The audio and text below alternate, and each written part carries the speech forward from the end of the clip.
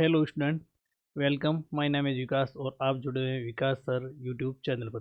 साथियों, जैसे कि अपनी सीरीज चल रही थी समकालीन विश्व राजनीति, और समकालीन विश्व राजनीति में आज अपन पढ़ने जा रहे हैं अध्याय 2, और इस अध्याय का नाम है आपके सत्ता के वैकल्पिक केंद्र। सत्ता के वैकल्पिक केंद्र आज अपन पढ़ने जा रहे हैं। इससे पहले हम लोगों ने एक अध्याय पूरा कर लिया, दो ध्रुवीयता का अंत। यानी उस अध्याय के अंदर हम लोगों ने देखा कि दूसरे विश्व युद्ध के बाद में दो महाशक्तियां अंतर्राष्ट्रीय स्तर पर थी। एक की बात करें तो यूएसएसआर, जबकि दूसरे की बात करें तो पूंजीवादी शक्ति के रूप में यूएसए।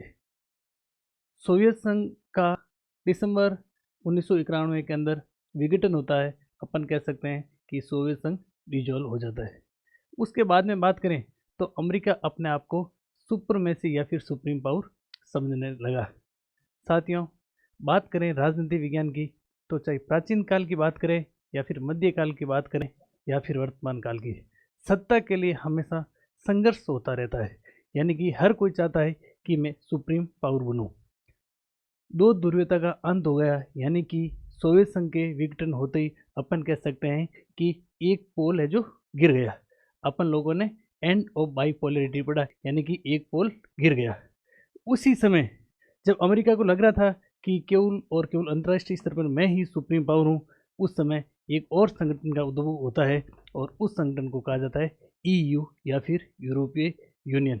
यूरोपीय यूनियन, उसके साथ साथ में अपन बात करेंगे आसियान, चीनी अर्थव्यवस्था, दक्षिण कोरिया की अर्थव्यवस्था, जापान की अर्थव्यवस्था और भारत की अर्थव्यवस्था। मैं आप लोगों को कह सकता हूँ कि आने वाले 25-30 मिनट के अंदर आपके बोर्ड एग्जाम में 6 नंबर आप यहाँ से सीधे सीधे पक्के कर सकते हैं। जुट जाइए अपने पूर्ण मनोयोग के साथ में।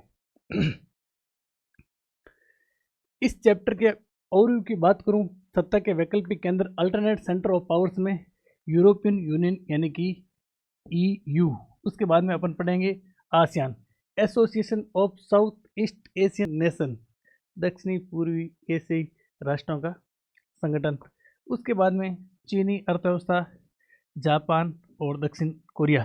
यानी कि ये विश्व स्तर पर अमेरिका को किस प्रकार से टक्कर दे रहे हैं। सीधे अपन लोग बात करते हैं मुद्दे की। अब देखिए, यूरोपियन यूनियन, जिसे कि अंग्रेजी के अंदर आपके कहा जाता है ईयू। क्या कहा जाता है? ईयू कहा जाता है ना। अब देखिए, सबसे पहले अपन बात करेंगे ईयू की पृष्ठभूमि की, यानी कि ईयू किस प्रकार से अस्तित्व के अंदर आया था। साथियों, अपन लोगों ने पिछले अध्याय के अंदर पढ़ा था कि प्रथम विश्व युद्ध हुआ, उसके बाद में 1939 से लेकर के 1945 तक द्वितीय विश्व युद्ध, 1944 तक दूसरा विश्व युद्ध हुआ। दूसरे विश्व युद्ध की बात करें, सेकेंड वर्ल्ड वार, एक साइड के अंदर आपके थे मित्र राष्ट्र, दूसरी साइड के अंदर आपके थे ध्रुवीय राष्ट्र। मित्र राष्ट्रों की बात करें तो बी से ब्रिटेन, ए से था आपके अमेरिका और आर से था आपके रूस। जबकि ध्रुवीय राष्ट्र की बात करें तो J for Germany, I for Italy और जे फॉर जापान। अब देखिए, उस समय क्या हुआ था आपको पता है। द्वितीय विश्व युद्ध होने के बाद में उनके परिणाम की बात करें तो पश्चिम यूरोप के देशों की आर्थिक स्थिति बेहद खराब हो गई थी। मैं कह सकता हूं कि बेहद नाजुक हो गई थी, और पश्चिमी यूरोप के देशों को आर्थिक रूप से संबल देने के लिए अमेरिका आगे आता है, क्योंकि अमेरिका अपने आप को सुपर पावर समझता है। और हालांकि अपन कह सकते हैं कि अमेरिका की अर्थव्यवस्था इतनी ज़्यादा थी, अमेरिका के पास में इतना धन दौलत था कि वो हर कोई की मदद आसानी से कर सकता था। तो बात करें मार्शल योजना की, तो सीधे सीधे आपके 1948 के अंदर पश्चिमी देशों के पुनर्निर्माण के लिए अमेरिका के विदेश सचिव मार्शल एक योजना लेकर के आते हैं, जिसका नाम है आपके मार्शल योजना। मार्शल योजना का संबंध किससे है? ईयू से है। 1948 के अंदर पश्चिमी यूरोप के देशों की आर्थिक स्थिति ठीक करने के लिए, हम कह सकते हैं कि आर्थिक संबल प्रदान करने के लिए अमेरिका के द्वारा एक पॉलिसी लाई जाती है, एक योजना लाई जाती है, जिसका नाम है आपके मार्शल योजना। उसके जस्ट एक साल बाद बात करें 1949 की। 1949 के अंदर यूरोपीय परिषद का गठन किया जाता है। यूरोपीय परिषद का उद्देश्य पश्चिमी यूरोप के उन देशों को जिनकी आर्थिक स्थिति सुधार करने के लिए मार्शल योजना लाई जाती है अमेरिका के द्वारा, उन देशों की राजनीतिक स्थिति मजबूत करने के लिए यूरोपीय परिषद का गठन किया जाता है। कब किया जाता है? 1949 के अंदर किया जाता है। उसके बाद में बात करें ईईसी। ईईसी की फुल फॉर्म की बात करें तो यूरोपीय इकोनॉमिक कम्युनिटी। यूरोपीय इकोनॉमिक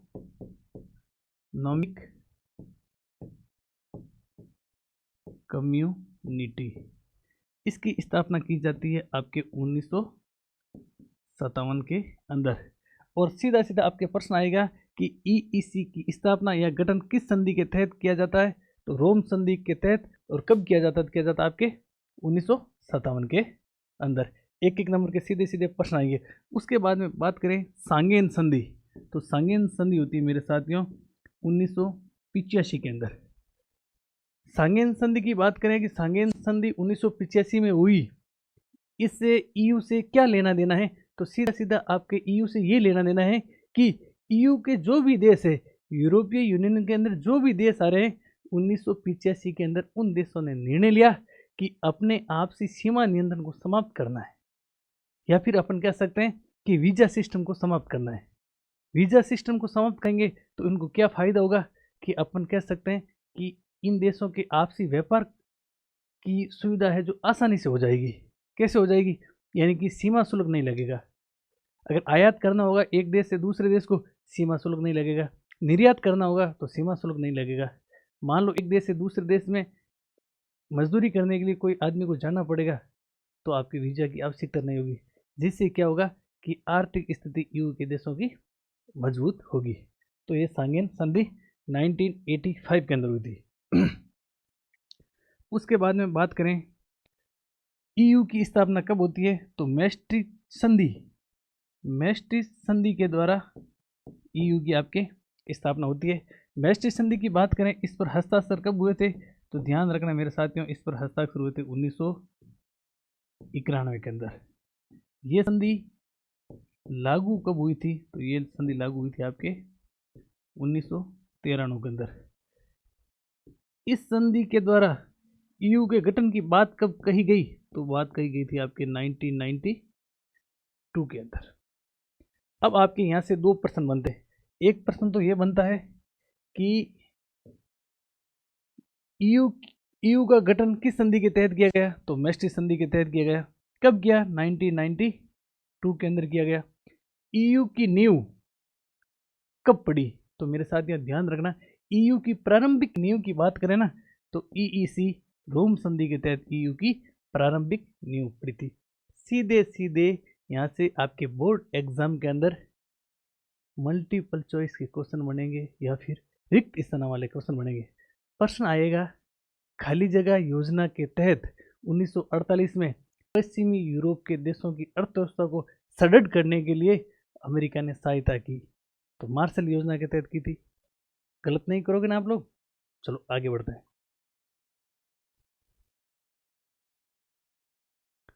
अब देखिए, ये अपन लोगों ने ईयू की नींव से लेकर के ईयू का गठन तो करवा दिया।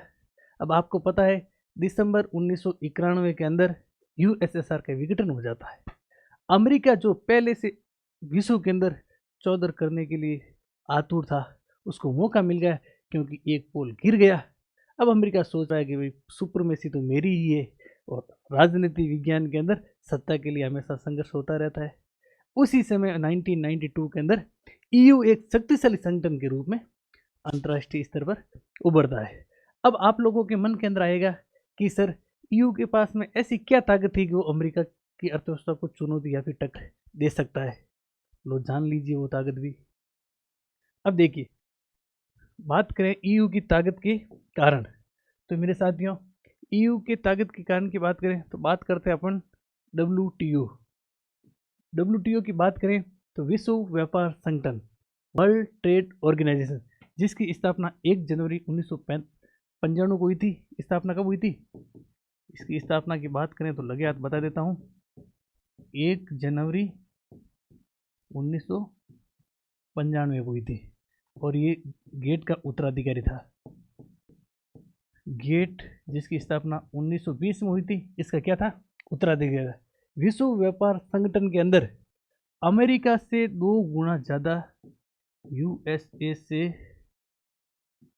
2 गुना ज़्यादा इसका क्या है? व्यापारिक साझेदारी है। किसकी? ईयू के सदस्य देशों की। उसके बाद में बात करें ईयू की, तो ध्यान रखना ईयू और ईयू की आपके वर्ष 2016 में बात करें ना, तो 2016 के अंदर जीडीपी, ग्रोस डोमेस्टिक प्राइस थी आपकी 17,000 अरब डॉलर। ईयू की मुद्रा की बात करें तो मुद्रा है आपके यूरो, जो अमेरिकी मुद्रा डॉलर के प्रभुत्व को चुनौती दे रही थी। अब बात करें फ्रांस, ईयू का एक सदस्य देश है जिसका नाम है फ्रांस। फ्रांस के पास में यूएनओ और यूएनओ की सिक्योरिटी काउंसिल का ये स्थायी सदस्य है, तो अपन कह सकते हैं इसके पास में वीटो का अधिकार है। क्या है?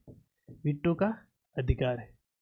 आपको पता होगा मेरे साथियों, यूएनओ के अंदर आम सभा या जनरल असेंबली के अंदर 193 मेंबर है, क्योंकि यूएनओ के 193 सदस्य देश है। बात करें इसकी सिक्योरिटी काउंसिल की, तो इसकी सिक्योरिटी काउंसिल के अंदर 15 मेंबर है। कितना मेंबर है? 15 मेंबर। 15 मेंबर में से 5 मेंबर क्या है? स्थायी है। और इन स्थायी मेंबर में से एक मेंबर कौन सा है? फ्रांस है। और फ्रांस किसका सदस्य है? ईयू का सदस्य है। अब अंतर्राष्ट्रीय स्तर पर कोई भी निर्णय लेना होता है तो अमेरिका भी यूएनओ का सिक्योरिटी काउंसिल या सुरक्षा परिषद का अपन कह सकते हैं इस सदस्य है। अब मान लीजिए अमेरिका कह रहा है कि भाई अंतर्राष्ट्रीय स्तर पर ये काम होना चाहिए, और ईयू के सदस्य देशों को लगता है कि भाई ये काम विश्व स्तर पर सही नहीं है, तो ईयू के सदस्य देश फ्रांस को कहते हैं भाई आप प्रस्ताव पर वीटो कर देना, जिससे क्या होगा? प्रस्ताव वहीं पर ठप हो जाएगा। अपन कह सकते हैं प्रस्ताव पास नहीं होगा। तो अमेरिका अपने अकेलापन की चौधराहट नहीं कर सकता है। एक बात तो ये हो गई।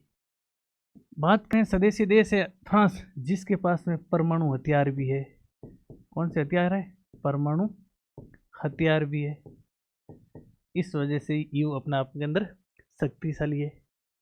अब बात करें ईयू के झंडे की, तो मेरे साथियों ईयू के सदस्य देशों के अंदर बहुत ही आपसी मित्रता, प्रेम, एकता, बंधुत्व की भावना है। ईयू के झंडे और ईयू के झंडे की बात करें तो इसके अंदर सोने के 12 सितारे हैं, और ये 12 सितारे ईयू सदस्य देशों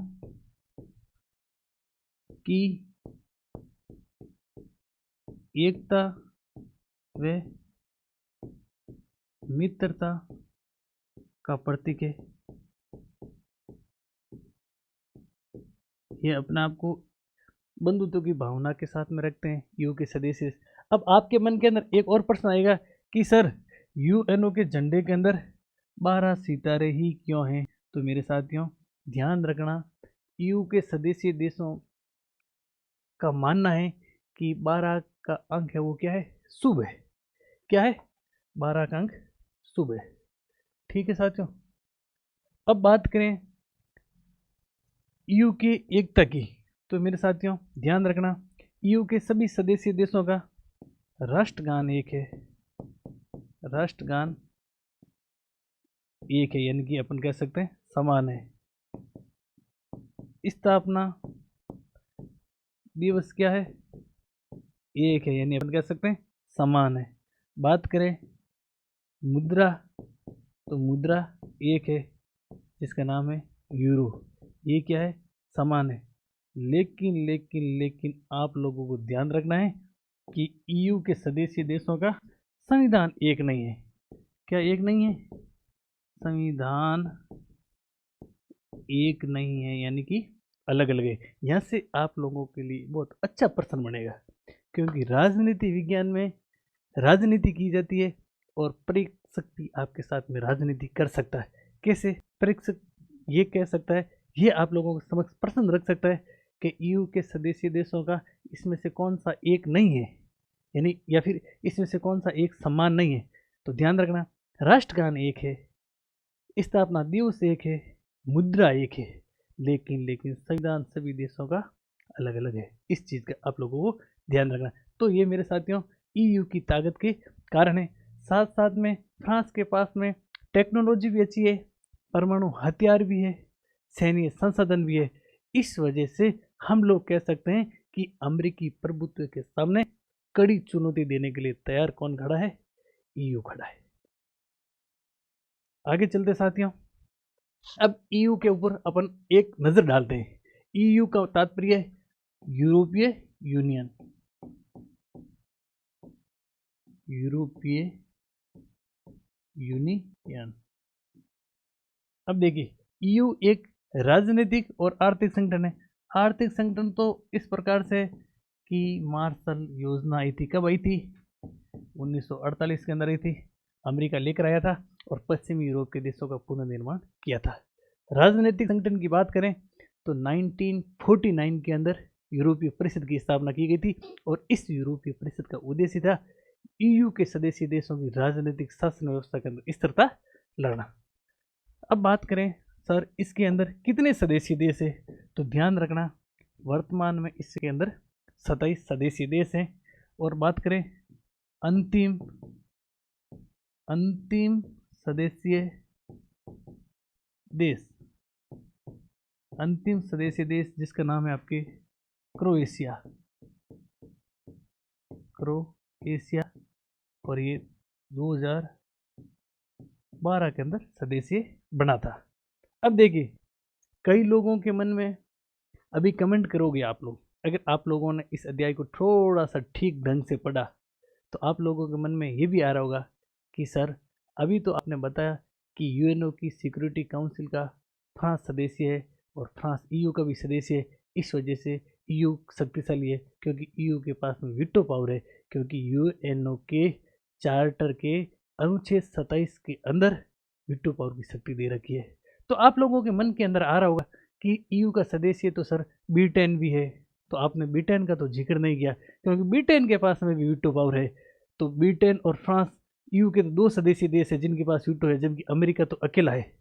तो मैं आप लोगों को इस जानकारी से अवगत करवा देता हूं कि ब्रिटेन पहले ईयू का सदस्य था, लेकिन वर्तमान समय के अंदर ब्रिटेन ईयू का सदस्य देश नहीं है। अब आप लोगों के मन में आ रहा होगा सर सदस्य नहीं है तो कब बाहर चला गया? साथियों, प्यारे विद्यार्थियों, ध्यान रखना, वर्ष 2016 के अंदर ईयू का एक सदस्य देश था जिसका नाम ब्रिटेन ब्रेक्जिट के माध्यम से जनमत संग्रह करवाया था और जनवरी 2020 को बाहर हो गया था। अभी बात करते हैं ब्रेक्जिट की। इसके हेडक्वार्टर की बात करें तो हेडक्वार्टर है वुडसेल्स और वुडसेल्स से आपके बेल्जियम के अंदर।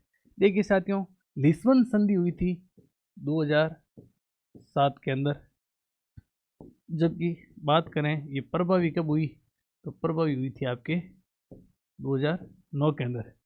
इस संधि के तहत ईयू के सदस्य देशों को अधिकार दिया गया कि आप अगर चाहते हो तो ईयू से बाहर भी हो सकते हो, लेकिन उसके लिए एक प्रोसेस है और उस प्रोसेस को अपनाया किसने? ब्रिटेन ने। कब अपनाया था आपके 2016 के अंदर जनमत संग्रह करवाया था और 2016 में जनमत संग्रह में बहुमत मिला कि ईयू से बाहर होना चाहिए और जनवरी 2020 के अंदर ब्रेक्जिट के तहत ब्रिटेन बाहर हो गया। ये आपके है ब्रेक्जिट का मतलब है जनमत संग्रह ब्रिटेन में। कब? 2016 के अंदर। और ब्रिटेन बाहर कहाँ से? ईयू से। कब हुआ? जनवरी 2020 को। ठीक है साथियों, अब देखिए एक यूरोजोन क्या है। यूरोजोन यूरोपीय देश की मुद्रा है, यूरोपीय संगठन की मुद्रा है EU, और ये मुद्रा 1999 के अंदर अपनाई गई थी, और अपनाई थी आपके 20 देशों ने, जबकि ये प्रभावी की बात करें तो प्रभावी हुई थी आपके 2002 के अंदर। एक है आपके पिक्स। पिक्स क्या है? तो मेरे साथियों, ये 5 देश है EU के। पी से है पुर्तगाल। पी से कौन सा देश है? पी से है आपका पुर्तगाल। आई से है आपका इटली, और आई से है आपका आयरलैंड। कौन सा लैंड है? आयरलैंड। जबकि जी से है ग्रीस, और एस से है आपका स्पेन। इन EU के देशों के ऊपर यूरोजोन का संकट आया था, इस वजह से इन्हें पिक्स देश कहा जाता है। ये आप इसके ऊपर 7 स्टार लगा लीजिए, ये भी महत्वपूर्ण है, इनका ध्यान रखना। EU का अंतिम सदस्य देश 2012 में कौन सा बना? जिसका नाम था क्रोएशिया। अब देखिए, एक संगठन जो अमेरिका को चुनौती देने के लिए तैयार खड़ा है, अभी अपन लोगों ने पढ़ा है, और उस संगठन का नाम है EU, यूरोपीय यूनियन। साथियों, अगर आपको ये सीरीज अच्छी लग रही है तो इसको शेयर जरूर करें, जिसे गांव ढाणी के अंतिम छोर पे बैठे विद्यार्थी के पास में क्लास पहुंचेगी, वो आपको दुआएं जरूर देगा। अब एक और संगठन की बात करते हैं। इस संगठन का नाम है आसियान। बात करें आसियान का पूरा नाम की, तो association of south east Asian nation, दक्षिणी पूर्वी एशियाई देशों का संगठन। इसकी स्थापना की बात करें तो इसकी स्थापना हुई थी आपके 1967 में। 1967 में एक संधि, या फिर अपन कह सकते हैं घोषणा, जिसका नाम है बैंकॉक घोषणा, के तहत हुई थी, और ये हुई थी आपकी 8 अगस्त को। सीधा सीधा प्रश्न आएगा, आसियान दिवस कब मनाया जाता है? तो ध्यान रखना मेरे साथियों, मनाया जाता है 8 अगस्त को। अब देखिए, जिस प्रकार से पश्चिमी यूरोप के अंदर एक देश टक्कर दे रहा था जिसका नाम था यूरोपियन यूनियन, उसी प्रकार से दक्षिणी एशियाई या फिर एशियाई दक्षिणी पूर्वी एशिया के अंदर एक संगठन टक्कर दे रहा है जिसका नाम है आसियान। इसके संस्थापक सदस्यों की बात करें तो ध्यान रखना मेरे साथियों, 5 संस्थापक सदस्य थे, और वो 5 संस्थापक सदस्य कौन कौन थे? तो ध्यान रखना, ये 5 संस्थापक सदस्य ये थे।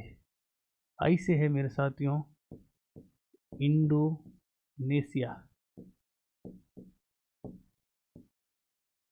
एम से है मेरे साथियों मलेशिया, एफ से है मेरे साथियों फिलीपींस, और एस से है मेरे साथियों सिंगापुर, और मेरे साथियों टी से है आपका थाईलैंड। इसके बारे में तो आप अच्छे से जानते ही हैं। ये है आपके 5 संस्थापक सदस्य। जबकि मेरे साथियों बात करें वर्तमान सदस्य, तो वर्तमान सदस्य ध्यान रखना आपको 10। अब सीधा सीधा प्रश्न आएगा, आसियान के संस्थापक सदस्य देश कितने हैं? तो 5। कौन सा है कौन सा नहीं है? तो 5, ये ध्यान रखना। आई एम फर्स्ट, ये तो है संस्थापक सदस्य। आपको पता होगा कि हर चीज़ को रटना नहीं है, कुछ चीज़ें समझ कर भी आसानी से याद कर सकते हैं। यानी कि संस्थापक, यानी कि जो स्थापना करेगा, जो स्थापना करेगा वो फर्स्ट आएगा, यानी अपन कह सकते हैं पहली बार आएगा। तो आई एम फर्स्ट, ये क्या है? संस्थापक सदस्य। सीधा सीधा, दुनिया की कोई ताकत नहीं जो आपका 1 नंबर रोक सकती है। यहाँ से प्रश्न आएगा, मैं वादे के साथ में कहता हूँ कि यहाँ से आपके 1% मिलेगा ही मिलेगा। अब बात करें वर्तमान में और सदस्य देश कौन से, तो ध्यान रखना, एक सदस्य देश है जिसका नाम है ब्रुनई दारू सलाम। एक देश है जिसका नाम है कंबोडिया।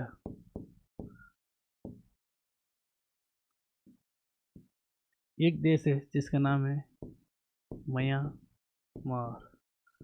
एक देश है जिसका नाम है लाओस। और एक और देश है जिसका नाम है आपके वियतनाम। वर्तमान में तो आसियान के 10 देश है, जबकि संस्थापक सदस्य देश कितने थे? 5। और ये सदस्य देश थे, ध्यान रख लेना, आई एम फर्स्ट। अब देखिए इसके झंडे की बात करें तो आसियान का झंडा है धान की बालियां। धान की बालियां, धान की बालियां जो एकता, प्रेम, सद्भाव का संकेत देती है। और आप लोगों को कमेंट करके बताना है कि आसियान का हेडक्वार्टर कहाँ पर है। फटाफट से कमेंट करके बता दीजिए आसियान का हेडक्वार्टर कहाँ पर है। ध्यान रखना मेरे साथियों, जकार्ता के अंदर क्या है? आसियान का हेडक्वार्टर है। फटाफट से कमेंट कर दीजिए आसियान दिवस कब मनाया जाता है। मित्रों, मैं वादे के साथ में कहता हूँ कि अगर आप इस क्लास को मनोयोगपूर्ण देखते हैं, अगर आप इस क्लास को पूरी इच्छा और मनोयोग से देखते हैं, तो आपको टारगेट 95% प्लस लाने से कोई नहीं रोक सकता। मित्रों, वही स्कूल से टॉपर बनता है और वही स्कूल से कोई बच्चा फेल हो जाता है। फेल होने वाले और टॉपर में क्या फ़र्क होता है? फेल होने वाले और टॉपर में इतना ही फ़र्क होता है, पढ़ाने वाले सेम होते हैं, एटमॉस्फेयर वही होता है, लेकिन टॉपर एक स्मार्ट स्टडी करता है और जो बच्चा फेल हो जाता है वो निराशा के साथ में पढ़ाई करता है। ध्यान रखना, दुनिया में अगर कोई भी काम करो तो खुश होकर करना। अगर खुश होकर काम करोगे तो खुशी मिलेगी। क्या मिलेगी? खुशी मिलेगी। अरे वो खुशी नहीं जो आप सोच रहे हो। और अगर खुशी के लिए काम करोगे तो तुम न तो खुश रहोगे और न खुशी मिलेगी। तो उठो, जागो और अपनी ताकत को पहचानो। हर कोई चीज़ को रटनी नहीं है, कुछ चीज़ें ऐसे आप समझ भी सकते हैं। और मित्रों, आप कोई भी परीक्षा की तैयारी करते हैं, चाहे बोर्ड परीक्षा की बात करें या फिर आफ्टर बोर्ड के बाद में आप बीएसटीसी या फिर कोई सेना या फिर पुलिस या कुछ और भी कोई एग्ज़ाम की तैयारी करेंगे, तो प्रारंभिक पृष्ठभूमि के तौर पर आप लोगों के मन में आएगा कि एग्जामिनर क्या पूछेगा, एग्जामिनर कहाँ से पूछेगा। मित्रों, वादे के साथ मैं कहता हूँ कि आपने बोर्ड एग्जाम के लिए जुलाई से पढ़ना शुरू किया, केवल सुपरफास्ट डिवीजन क्लास 1-2 बार देख लेना, एक भी क्वेश्चन आपके गलत नहीं होगा। अभी आपको लग रहा होगा कि एग्जामिनर कहाँ से पूछेगा, लेकिन ये क्लास पूरी होने के बाद में आपको लगेगा कि सत्ता के वैकल्पिक केंद्र में से एग्जामिनर ले पूछ कहाँ से पूछेगा, क्योंकि अपना एक भी पहलू अछूता नहीं रहेगा। आगे बढ़ते हैं साथियों। अब देखिए आसियान के उद्देश्य क्या है। यहाँ से आपका लघु उत्तरात्मक प्रश्न बनने की पूरी संभावना है कि आसियान के उद्देश्य क्या है। तो association of south east Asian Nations के उद्देश्य की बात करें तो आर्थिक रूप से मजबूती प्राप्त करना, सामाजिक रूप से सदृढ़ होना और सांस्कृतिक विकास करना। कौन से देशों का? आसियान के देशों का। उसके बाद में बात करें तो क्षेत्रीय शांति व सुरक्षा की स्थापना करना, साझा बाजार, साझा हित, कृषि, व्यापार, उद्योग धंधों को बढ़ावा देना, अन्य क्षेत्रीय व अंतर्राष्ट्रीय संगठनों के साथ में निकटतम संबंध बनाना। जैसे बात करें यूएनओ की, या बात करें ईयू की, या बात करें आपके सार्क की, तो इन देशों के साथ में नज़दीकी संबंध बनाना, जिससे कि इनका सर्वांगीण विकास होगा। चाहे बात करें आर्थिक रूप से, फिर बात करें राजनीतिक रूप से, या फिर सामाजिक रूप से इनका विकास होगा। और विकास होगा तभी क्या होगा? अमेरिकी प्रभुत्व को चुनौती मिलेगी। अब बात करें आसियान विजन 2020, यानी आसियान की क्या क्या उपलब्धियां रही। अब देखिए आसियान की स्थापना 1967 को हुई थी और 2017 के अंदर आसियान ने अपने 50 वर्ष पूरे किए थे। उसके बाद में आसियान विजन 2020 के तहत उपलब्धियों की बात करें तो इनके देशों ने आर्थिक रूप से समृद्धि, सामाजिक रूप से उन्नयन, अपन कह सकते हैं प्रगति, और सांस्कृतिक विकास व क्षेत्रीय शांति व स्थिरता के अंदर अभूतपूर्व वृद्धि की है। बात करें चीन व कोरिया के साथ में मुक्त व्यापार समझौता किया, पूर्वी एशिया के देशों के मध्य सेतु का काम किया, पूर्वी एशिया और पश्चिमी एशिया के देशों के मध्य इन्होंने क्या किया? सेतु का काम किया, अपन कह सकते हैं कि पुल का काम किया। टकराव के स्थान पर बातचीत की नीति अपनाई। साथियों, आसियान के सदस्य देशों ने कहा कि कम से कम अपन लोगों को तो आपसी टकराव बिल्कुल ही नहीं रखना है। कोई भी अगर ऐसी बात हो तो अपन लोगों को मिल बांट करके उस चीज़ का हल निकाल लेना चाहिए, जिससे क्या होगा कि अपने आप का, बात करें आर्थिक, चाहे राजनीतिक, चाहे सांस्कृतिक, सामाजिक विकास होगा। इन्होंने कहा कि लड़ाई झगड़े के अंदर कुछ नहीं पड़ा। यानी आपने सुना होगा कि रिश्ते और मोबाइल के अंदर नेटवर्क नहीं होते हैं तो लोग गेम खेलने लग जाते हैं। इसी प्रकार की बात आसियान के देशों ने कही कि अपने आप के अंदर एक अच्छा नेटवर्क होना बहुत ज़रूरी है, क्योंकि नेटवर्क होगा, जुड़ा होगा, तारतम्यता होगी, अंत्यक्रियाएं होगी, तो एक दूसरे अपन लोग हैं आसानी से ग्रोथ करते रहेंगे। तो टकराव के स्थान पर बातचीत की नीति अपनानी चाहिए। ये विजन 2020 आसियान की उपलब्धि थी। अब बात करें आसियान के ऊपर एक नज़र, तो आसियान के अंदर प्रारंभ के अंदर कितने देश थे? 5 देश थे। वर्तमान में कितने देश है? 10 देश है।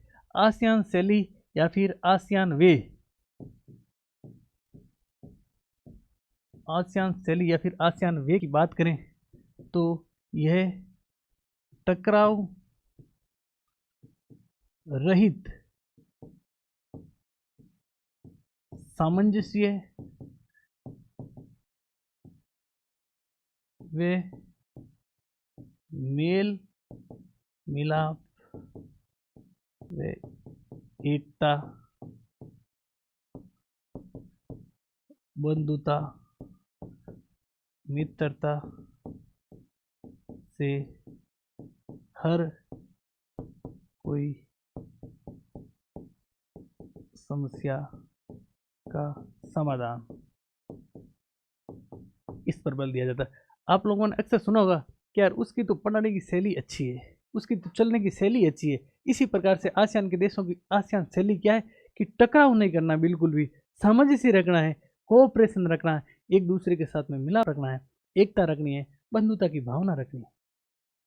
उसके बाद में बात करें लुक ईस्ट पॉलिसी, तो लुक ईस्ट पॉलिसी का संबंध है मेरे साथियों पूर्व की ओर देखो, और पूर्व की ओर देखो नीति आपके 1991 के अंदर पीवी नरसिंह राव सरकार ने अपनाई थी।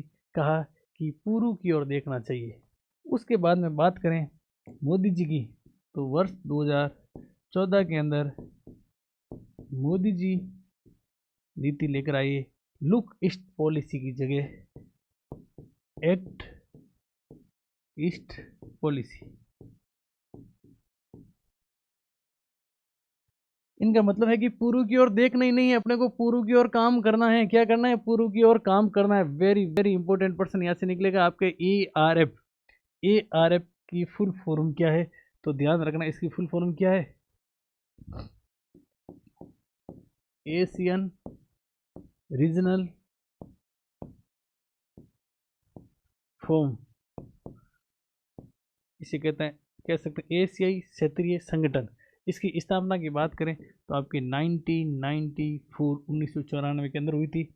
एशियान +3, देखिए एशियान +3 का मतलब है एशियान के 10 देश तो है ही है, साथ साथ में एक देश और है जिसका नाम है चीन, एक देश और है जिसका नाम है जापान, और एक देश और है जिसका नाम है आपके दक्षिणी कोरिया।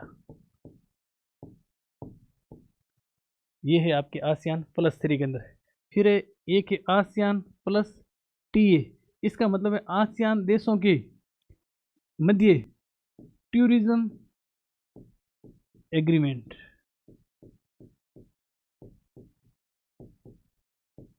जिसके द्वारा आसियान के देश एक देश से दूसरे देश में आसानी से जा सकते हैं। अब आप लोगों को याद करने की एक टेक्निक बताता हूँ। आप लोगों को केवल और केवल 1 मिनट आंखें बंद करो। जो भी जुड़े हुए विद्यार्थी, आपसे निवेदन है, आपसे आह्वान है, आपसे अपील है कि आप आंखें बंद कीजिए। मैं 1 मिनट के अंदर पूरा आसियान का 360 डिग्री एनालिसिस कर देता हूँ। उम्मीद करता हूँ आप लोगों ने आंखें बंद कर दी होगी। आसियान की बात करें तो आसियान का पूरा नाम है association of south east Asian nation. इसकी स्थापना की बात करें तो 8 अगस्त 1967 के अंदर बैंकॉक घोषणा के द्वारा इसकी स्थापना की जाती है। इनके प्रारंभिक मूल या संस्थापक सदस्य देशों की बात करें तो 5 सदस्यीय देश है, जिसमें से बात करें एक देश जिसका नाम है इंडोनेशिया, एक देश है जिसका नाम है आपका मलेशिया, एक देश है जिसका नाम है फिलीपींस, एक देश है जिसका नाम है सिंगापुर और 5वां देश है जिसका नाम है थाईलैंड।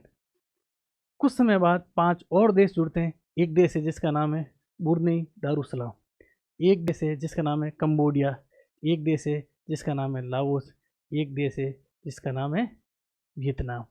एक देश कौन सा रह गया बताइए, फटाफट से कमेंट करके बताइए। अब इसके बाद में बात करें आसियान शैली, टकराव रहित मेल मिलाप की शैली। आसियान के हेडक्वार्टर की बात करें तो जकार्ता के अंदर है। ARF आसियान रीजनल फोर्स की स्थापना हुई थी 1994 के अंदर। मित्रों ध्यान रखना, हमेशा हमेशा आगे बढ़ने की और प्रेरित होना, क्योंकि अभी आप लोगों को कोई बुलाता है, आवाज़ लगाता है तो कहता है ये छोरा या ये छोरी ये काम करना वो काम करना, लेकिन वो दिन दूर नहीं है जब आपके हाथों के अंदर क्या होगा, 12th की उच्चतम अंकों की मार्कशीट होगी और आप लोगों को बड़ी खुशी होगी और आप लोग अपने घर वालों को, अपने माता पिता को चौड़ी छाती करके बताएंगे कि मैं आपका जो बेटा, आप लोगों को लग रहा था कि इसके नंबर कम आएंगे, ये देख लीजिए 95 से अबव 99 100 पूरे आप लोग वो कर सकते हैं। उठो जागो और अपनी ताकत को पहचानो। आपके अंदर वो ताकत है जो दुनिया के किसी इंसान के अंदर नहीं है।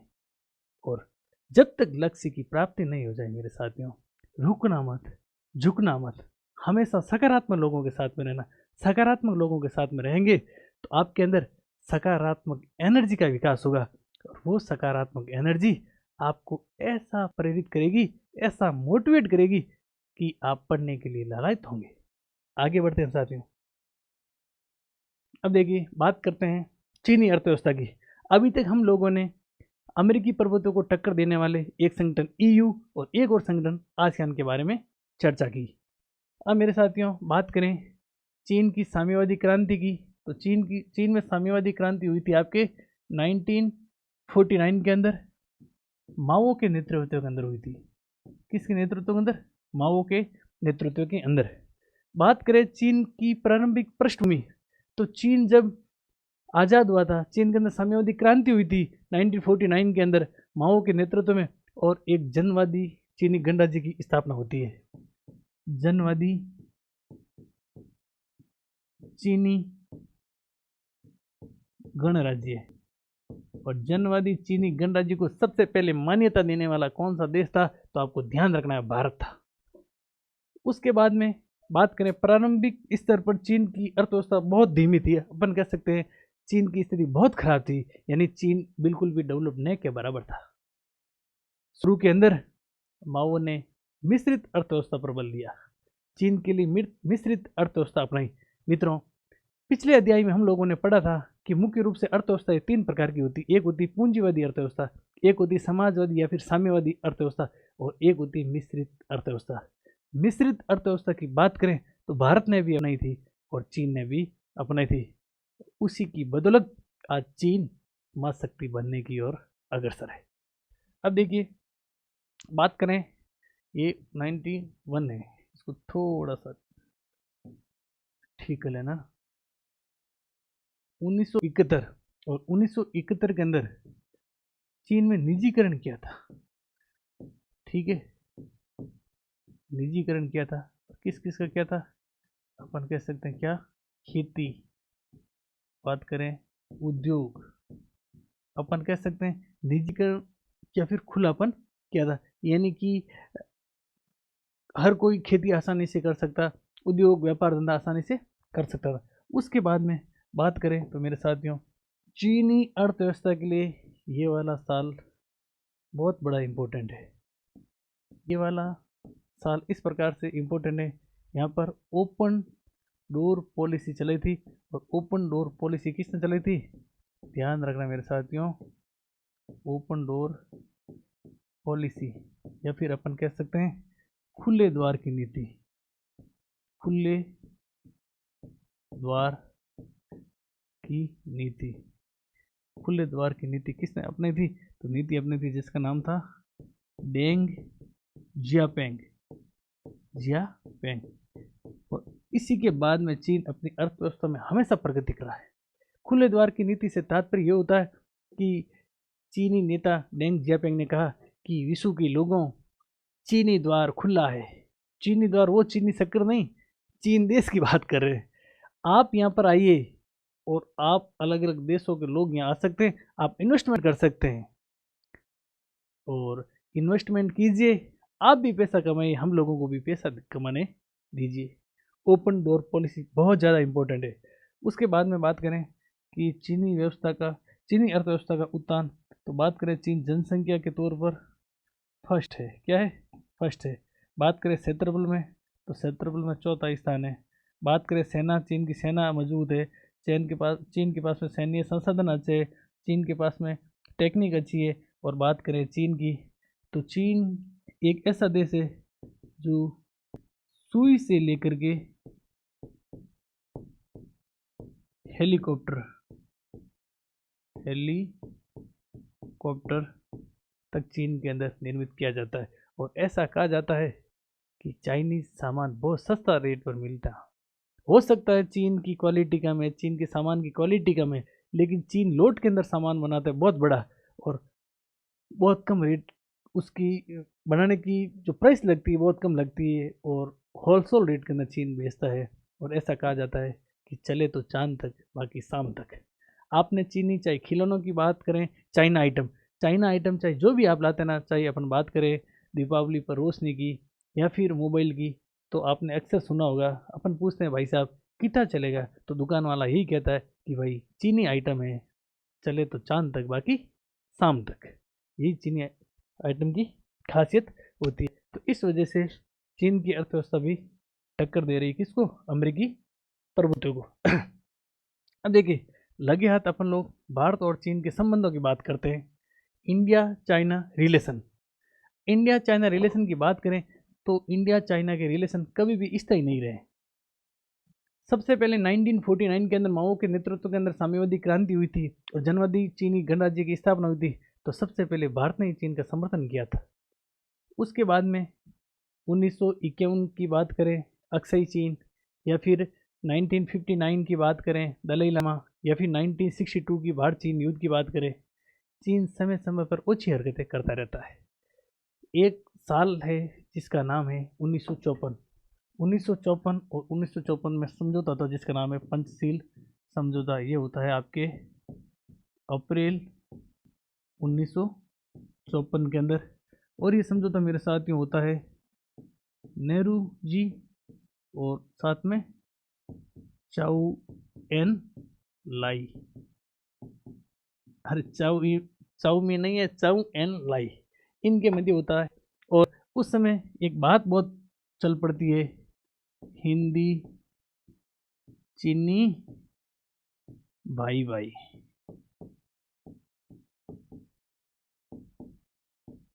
अब इस समय ये समझौता होता है, उस समय भारत के कई बुद्धिजीवी राजनीतिज्ञों ने नेहरू जी को कहा भी था कि चाउन लाई और चीन का कोई भरोसा नहीं है।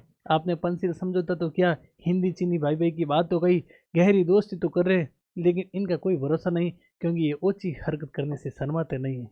लेकिन नेहरू जी बहुत बड़ी दूरदर्शी सोच के विद्वान थे, उनकी सोच अच्छी थी। उन्होंने सोचा कि हम अगर अच्छा करेंगे तो अगला ये अच्छा ही करेगा। लेकिन चीन के मन के अंदर शुरू से ही कटुता भरी हुई थी, क्योंकि चीन साम्राज्यवादी धारणा का देश है। चीन चाहता है कि सबसे बड़ा मैं ही बनूं, हालांकि वो जनसंख्या के अंदर तो बड़ा बना हुआ है, लेकिन हर क्षेत्र के अंदर चीन आगे बढ़ना चाहता है। भारत ने चीन के साथ में हमेशा अच्छे रिश्ते निभाने की कोशिश की, लेकिन चीन ओछी हरकत करता रहता है, क्योंकि चीन की आदत पड़ रही है।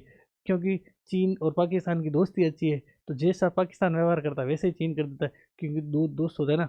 तो कहा जाता है कि दो दोस्त हमेशा साथ बैठते रहते ना, तो अगर रंग नहीं लगता ना, तो रंगत जरूर रहती है।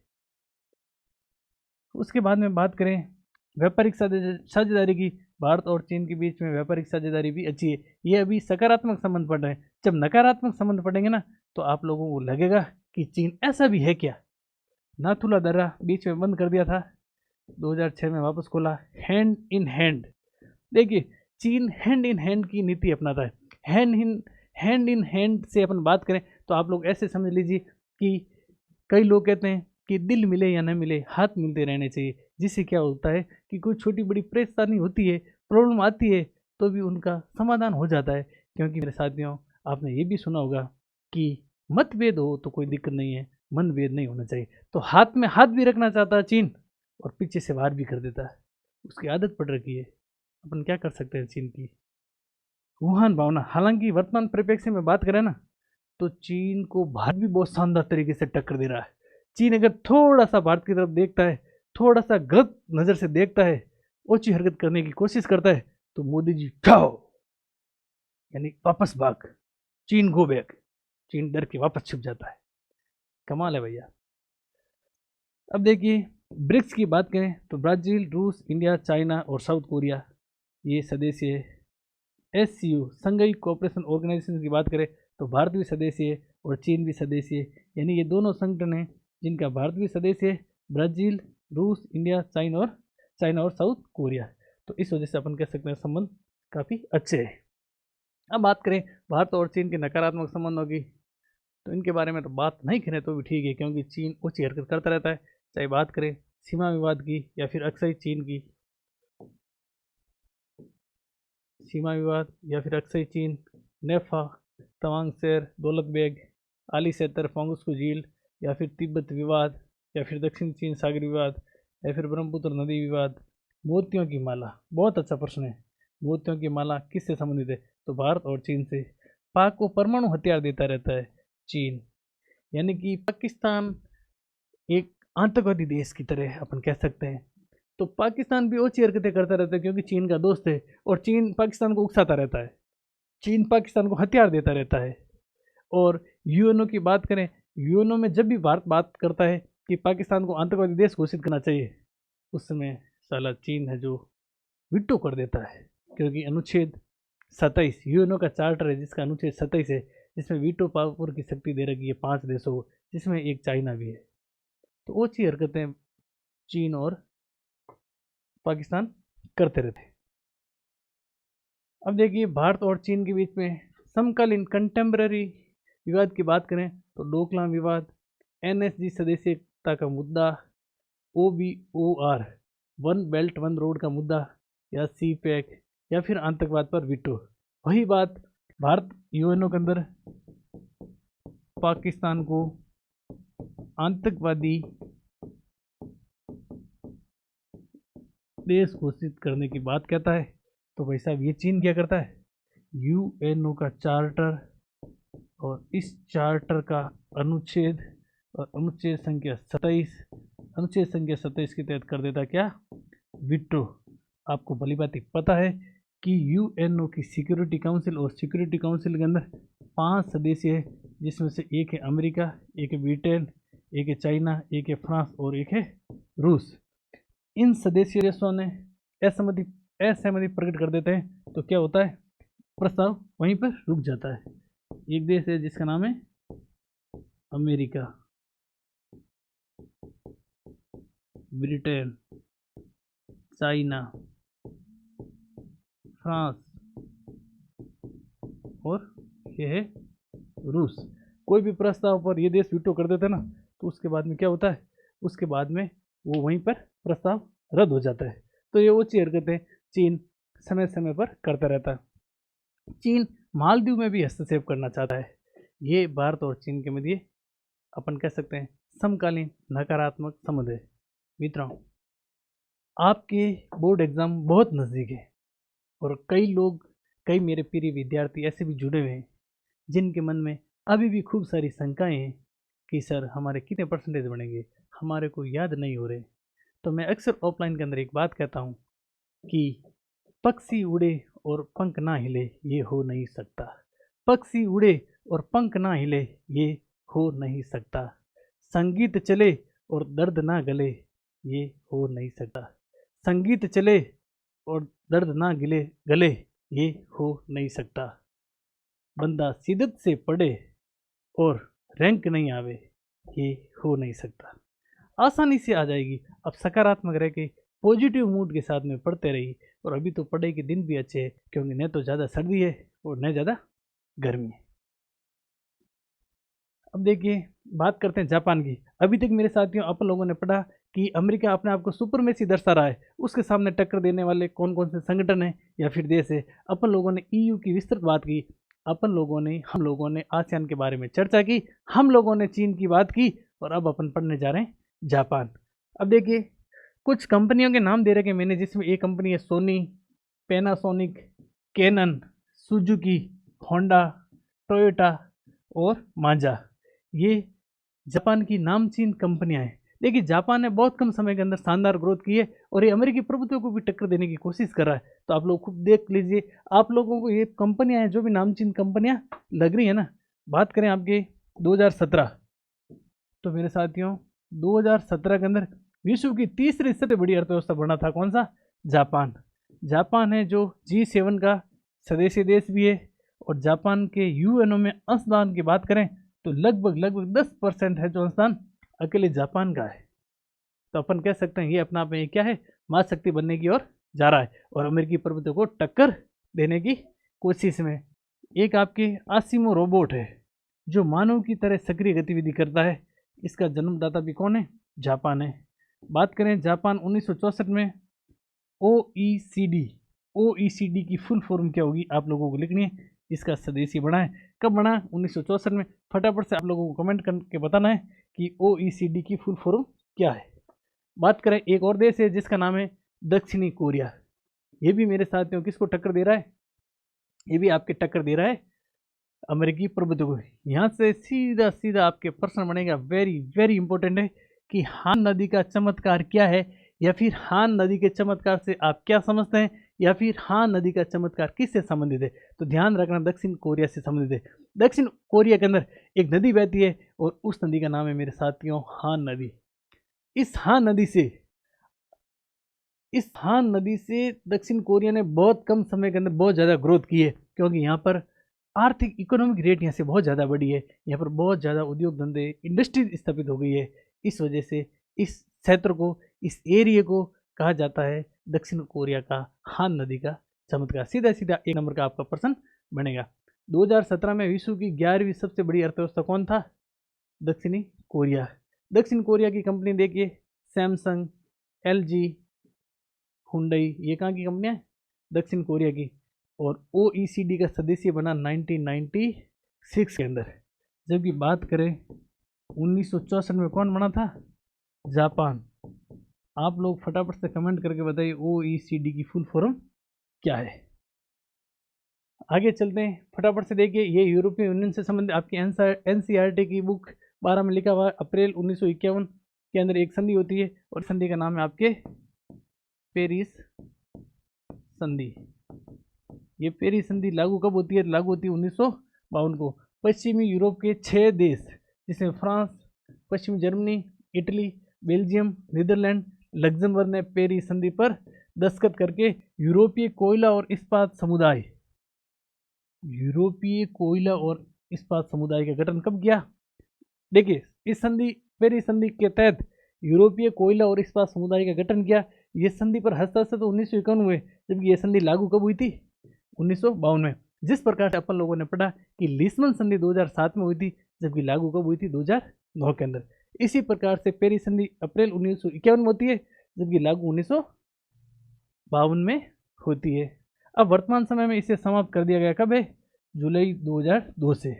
उसके बाद में ये अपन लोगों ने पढ़ा, वेरी इंपॉर्टेंट है, मार्च 1957 में किसकी स्थापना होती है? EEC, यूरोपीय इकोनॉमिक कम्युनिटी। ये लागू होती है आपके जनवरी 1958। इन्हीं 6 देशों ने रोम की संधि, कहाँ की संधि?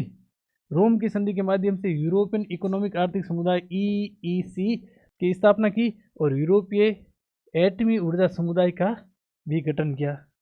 बात करें जनवरी 1973, डेनमार्क, आइलैंड और ब्रिटेन ने यूरोपीय समुदाय की सदस्यता ली। उसके बाद में देखिए, जून 1979 यूरोपीय संसद के लिए पहला प्रत्यक्ष चुनाव। ये ज़्यादा इंपॉर्टेंट नहीं है, लेकिन ये इंपॉर्टेंट है। जून 1985 में सांगेन संधि हुई थी, यूरोपीय समुदाय के देशों के बीच सीमा नियंत्रण समाप्त करने को लेकर के अपन लोगों ने पढ़ा। अक्टूबर 1990 के अंदर क्या होता है, जर्मनी का एकीकरण होता है। फरवरी 1992 ईयू की क्या होती है, स्थापना। यूरोपीय संघ के गठन के लिए maastricht संधि पर क्या होते हैं, दस्तखत होते हैं। maastricht संधि पर दस्तखत तो 1991 के अंदर हुए, लेकिन यूरोपीय संघ के गठन के लिए कब हुए थे, 1992 में हुए थे। जनवरी 1993 के अंदर एकीकृत बाजार का गठन, जबकि जनवरी 2002 में नई मुद्रा यूरो का 12 सदस्यीय देशों ने अपनाया था। मई 2004 के अंदर ये और देश जुड़े, और 2012 के अंदर ईयू को नोबेल मिला था, नोबेल पुरस्कार, शांति के क्षेत्र में अच्छा काम करने के लिए। तो मित्रों, आज अपन लोगों ने क्या पढ़ा, आज अपन लोगों ने जो पढ़ा समकालीन विश्व राजनीति, और मुझे लगता है कि 6 नंबर दुनिया की कोई ताकत नहीं जो आपसे रोक पाएगी। मित्रों, प्यारे साथियों, अगर आपको ये क्लास अच्छी लगी तो शेयर जरूर करना। बहुत जल्दी आप लोगों के सामने तीसरा अध्याय लेकर आ रहा हूँ, जिसका नाम रहेगा समकालीन विश्व में सुरक्षा। तो पहले 2 अध्याय अच्छे से पूर्ण मनोयोग से पढ़ना है, और अपने को रखना है टारगेट 95+। इसी के साथ मैं आप लोगों से विदा लेता हूँ, अगले अध्याय के अंदर मिलता हूँ। जय हिंद साथियों।